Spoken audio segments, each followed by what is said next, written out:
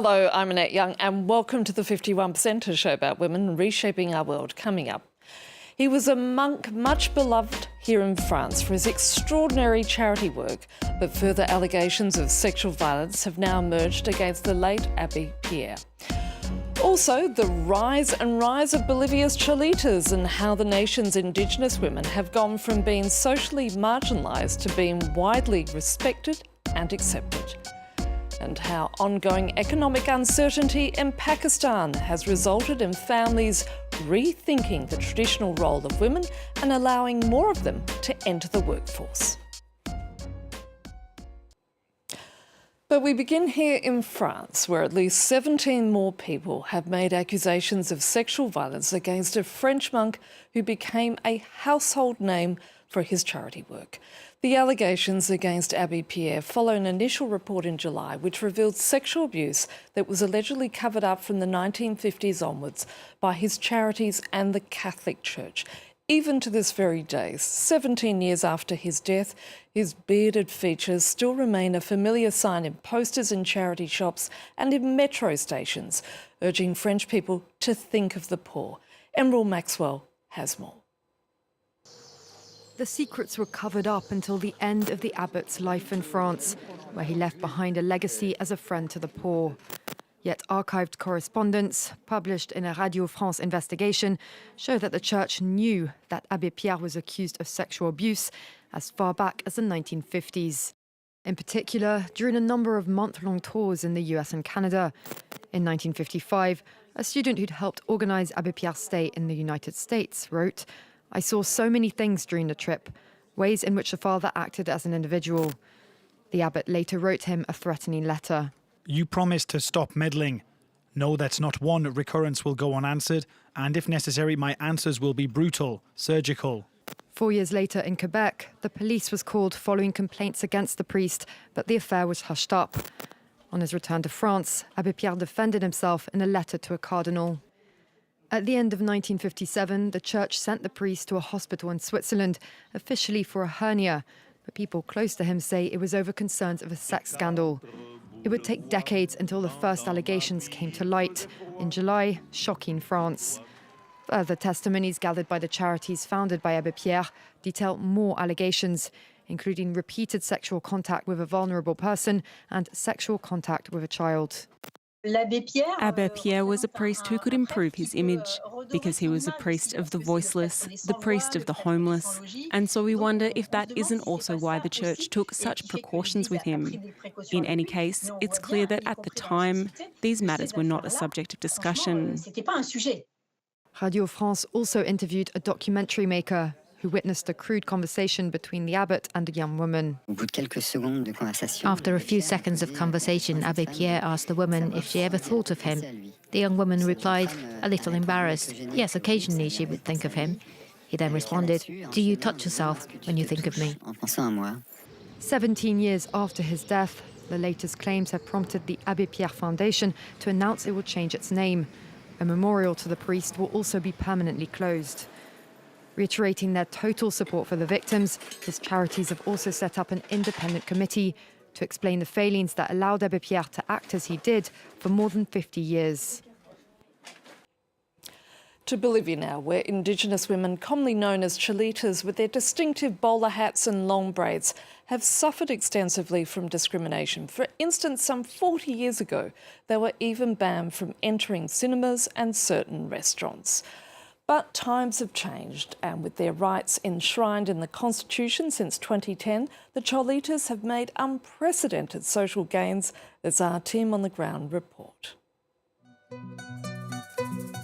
In Bolivia, they're known as the Cholita wrestlers. Whether they're Quechua or Aymara, these women fight a daily battle to defend the rights of their indigenous communities. As trailblazers, they've been working to overcome prejudice in their country for decades.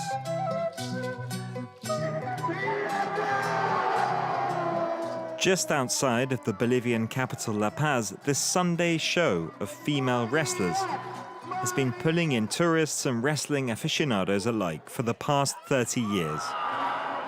all of them keen to experience this Bolivian style of wrestling. That is really incredible because it just shows how powerful women are and that they're ready for all kinds of competition. Look at her, oh my God, look at that. See, that is a fierce, powerful woman. She's not giving up, she's going on fighting and fighting. A lot of women can believe in their dreams thanks to our show. Every woman actually has a bit of a wrestler in her. Before, they were at the bottom of the social ladder, but now they're on their way up and continuing to climb. This liberation movement has its roots in La Paz. In this mountainous area, home to around 10 million people, the Cholitas can be found everywhere.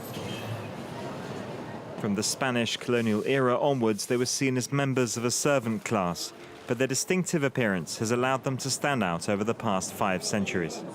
After constitutional advances made by President Evo Morales in 2009, these Cholitas can enjoy their full rights as citizens. They were given access to education and healthcare and even now have a political presence.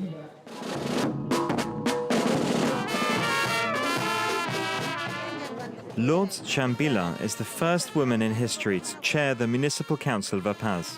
This former shopkeeper has now been in the post for a few months. Of course, I'm an emblematic figure, an example for all Cholita women.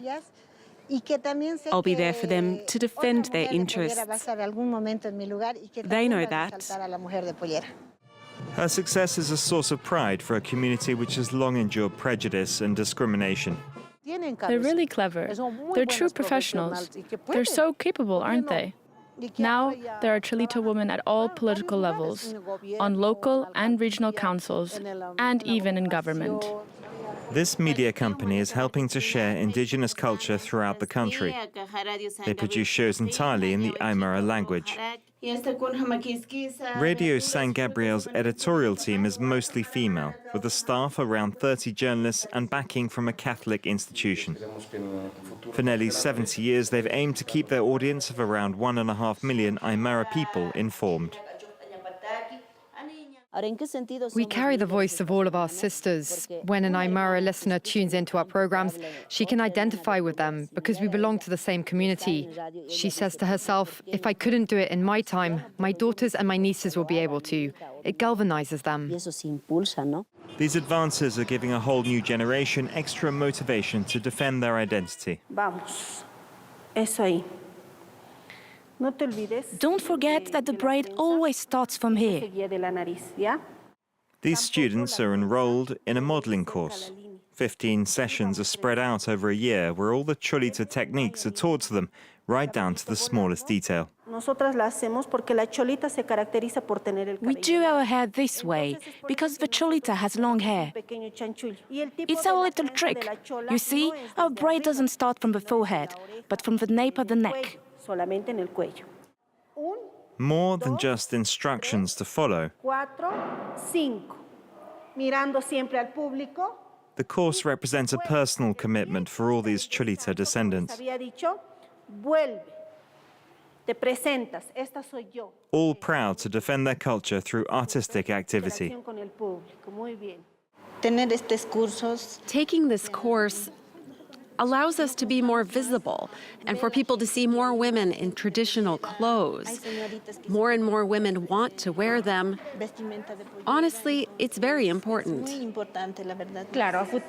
Looking back, I can say this course has given me a lot and continues to do so. I've gained in confidence and I feel more like a woman. For me, it's an essential activity for expanding our community.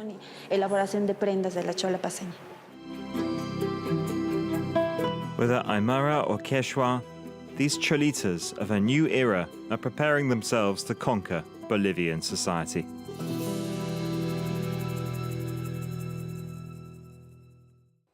Now, in the 1980s, Pakistan became the first ever Muslim nation to be led by a female prime minister. Yet much of Pakistani society still operates under a tradition requiring women to get permission from their family to work. But ongoing economic uncertainty is seeing more and more women enter the workforce, as Charlie James reports. A mere Hina gets ready to pick up her next passenger. In Pakistan's megacity of Karachi, a woman driving a motorcycle draws stares and sometimes shouts. After her father fell ill and her household faced hunger, Amina became the first woman in her family to enter the workforce, taxiing female passengers. My vision has changed. My thoughts are limitless.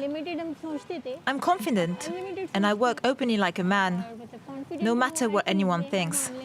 Amina's story follows an emerging pattern in Pakistan's urban households, where economic crises and inflation have forced families to reconsider societal norms. Hina got a job at a leather factory after her father died. Her male relatives were resistant, wanting her to marry instead, but her mother was encouraging. My mother was a bit confused initially because I was the first girl in the family to look for work. But considering the economic conditions in the house, she supported me. Options beyond marriage and homemaking are opening to older women as well. After her husband lost his job during the COVID pandemic, Farzana became a cook and earned her first paycheck at age 43. Her children don't like it. Her husband is more open-minded. It's because of me. My wife had to get a job. But this is nothing to be sad about. I am standing beside her. We are companions and are running the house together. Financial independence may be trending upward for middle-class urban women, but it isn't the norm. According to the United Nations, women make up just 21% of Pakistan's workforce, mostly in the informal sector and rural farming. And that's all for this edition, but in the meantime, we would love to hear from you, so do reach out with your suggestions via Facebook, Instagram or X. So until our next show, bye for now.